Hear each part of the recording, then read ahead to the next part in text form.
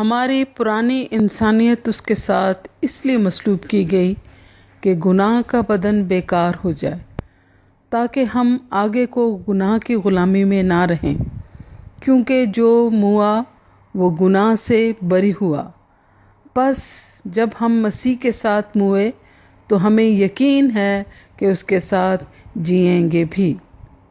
کلام مقدس میں سے سنیے رومیوں 6 باب پہلی آیت سے 14 آیت تک، صفحہ نمبر 144 اور 145۔ بس ہم کیا کہیں؟ کیا گناہ کرتے رہیں تاکہ فضل زیادہ ہو؟ ہرگز نہیں۔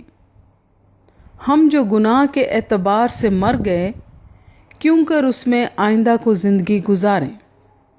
ہم جو گناہ کے اعتبار سے مر گئے، کیوں کر اس میں آئندہ کو زندگی گزاریں؟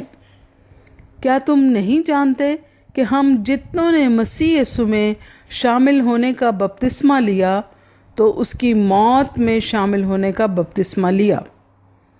پس موت میں شامل ہونے کے بپتسمہ کے وسیلہ سے ہم اس کے ساتھ دفن ہوئے، تاکہ جس طرح مسیح باپ کے جلال کے وسیلہ سے مردوں میں سے جلایا گیا، اسی طرح ہم بھی نئی زندگی میں چلیں۔ کیونکہ جب ہم اس کی موت کی مشابہت سے اس کے ساتھ پیوستہ ہو گئے تو بے شک اس کے جی اٹھنے کی مشابہت سے بھی اس کے ساتھ پیوستہ ہوں گے۔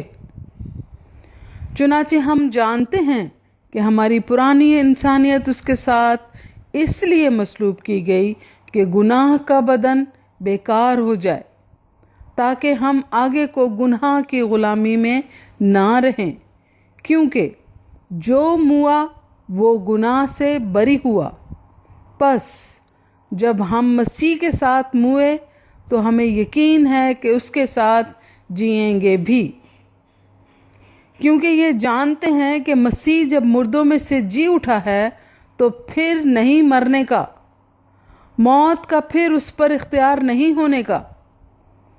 کیونکہ مسیح جو موا گناہ کے اعتبار سے ایک بار موا، مگر اب جو جیتا ہے تو خدا کے اعتبار سے جیتا ہے۔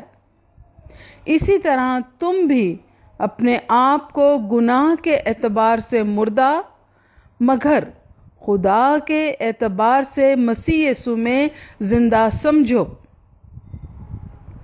اسی طرح تم بھی اپنے آپ کو گناہ کے اعتبار سے مردہ، مگر خدا کے اعتبار سے مسیح یسوع میں زندہ سمجھو۔